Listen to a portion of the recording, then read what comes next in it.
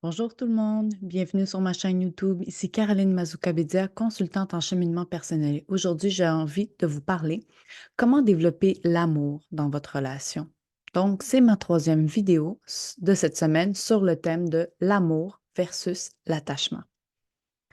Donc, comment on fait pour basculer là, réellement dans le sincère amour?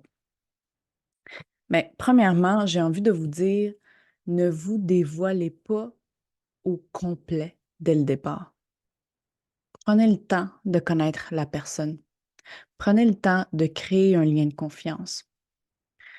Prenez le temps aussi de voir si cette personne mérite votre confiance et lui dévoiler certaines choses et voir comment elle réalise. Parce que quand on dévoile tout trop rapidement, ben, ça peut faire peur à l'autre personne si la personne, elle est là dans une intention de créer une sincère relation. Elle peut se dire comme, wow, pourquoi cette personne-là est un livre ouvert comme ça, puis elle me dit tout. C'est comme si j'ai rien à faire, j'ai pas d'effort à faire, j'ai pas à la conquérir. Elle est là, puis elle se met nue devant moi sans que j'aie à faire quoi que ce soit.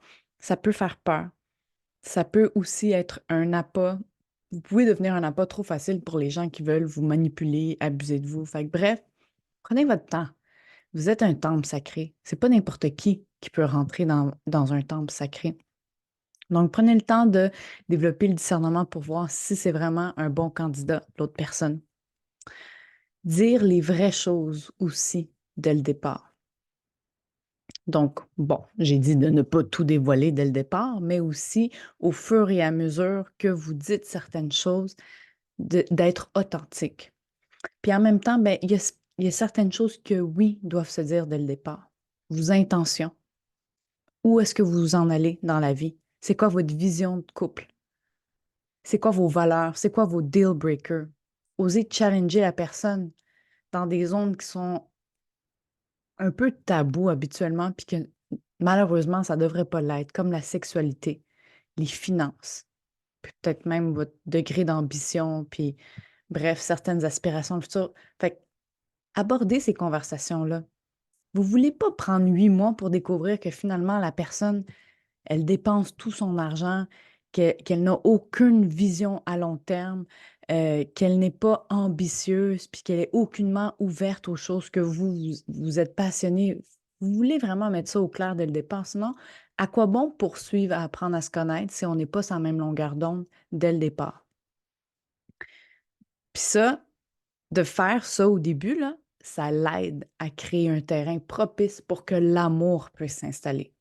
Parce que quand on est sur des bases similaires, puis qu'on se dit, OK, on est à la même place, on s'en va dans la même direction, parfait, j'ose de bord m'ouvrir de plus en plus à toi, bien, ça crée un espace sécuritaire. Et quand que l'espace est sécuritaire entre deux personnes, c'est là où la vulnérabilité peut s'installer.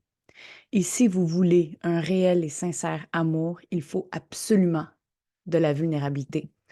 Ce sera impossible dans votre vie de développer de l'amour, d'avoir une relation sincère s'il n'y a pas de vulnérabilité de part et d'autre. Puis vulnérabilité, ça ne veut pas dire se mettre à brailler tout le temps, là. C'est dire les vraies choses, profondément, ce que vous vivez. Où est-ce que vous en êtes dans votre processus? C'est quoi vos peurs? C'est quoi vos vulnérabilités? Mais ça, évidemment, on ne dévoile pas ça à la première rencontre. Et pour être en mesure de se vulnérabiliser, ben, tu sais, je dépose mes armes, je dépose mes barrières, j'ai fait tomber, donc la personne, elle peut facilement m'atteindre.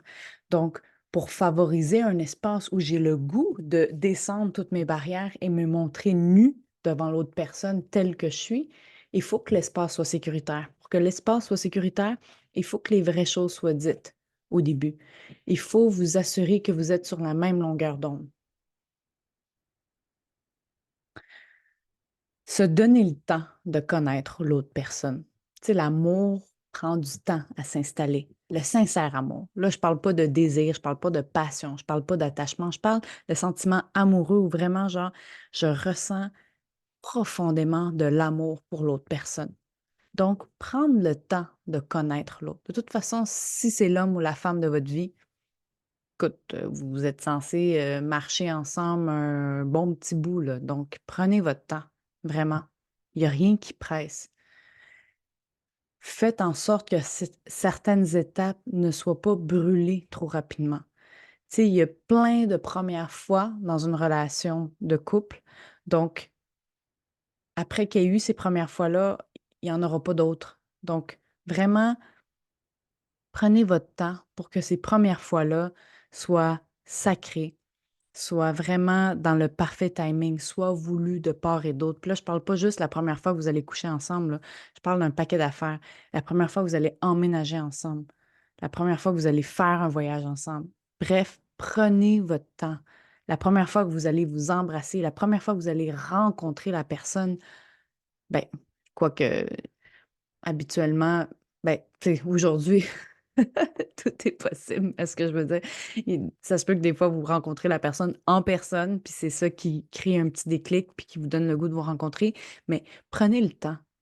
Prenez votre temps pour chaque étape.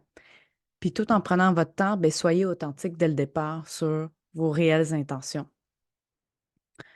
Avoir des conversations profondes, c'est nécessaire. Vous ne pouvez pas juste parler superficiellement de la pluie, du beau temps, de sport, de job, de ouais, je veux m'acheter une maison. Non, il faut aller plus en profondeur, les vraies choses. Si vous n'êtes pas des adeptes de la spiritualité, puis parler d'un paquet d'affaires, mais au moins avoir des conversations réelles sur, sur vous, qui vous êtes, puis pas juste qu'est-ce que vous faites, puis qu'est-ce que l'autre a fait, puis qu'est-ce qui te... Tu sais, il y a des gens des fois qui pensent là, comme je veux vraiment communiquer profondément, ça veut dire ah, OK, il faut que je te dise ce que j'ai mangé, comment je me sens. euh, ben oui, comment tu te sens? Ben, je me sens fatiguée. Non, plus en profondeur, les vraies choses. Ah, tu sais, aujourd'hui, je me sens un peu tout croche, mais parce que sinon, il y a pas un réel lien qui se crée avec l'autre personne. Ce lien-là de cœur à cœur ne se crée pas. Puis si le lien de cœur à cœur ne se crée pas, ça veut dire que le lien est ailleurs, puis qu'il n'y a pas réellement de l'amour. Donc, vous n'êtes pas dans l'amour, vous êtes plus dans l'attachement.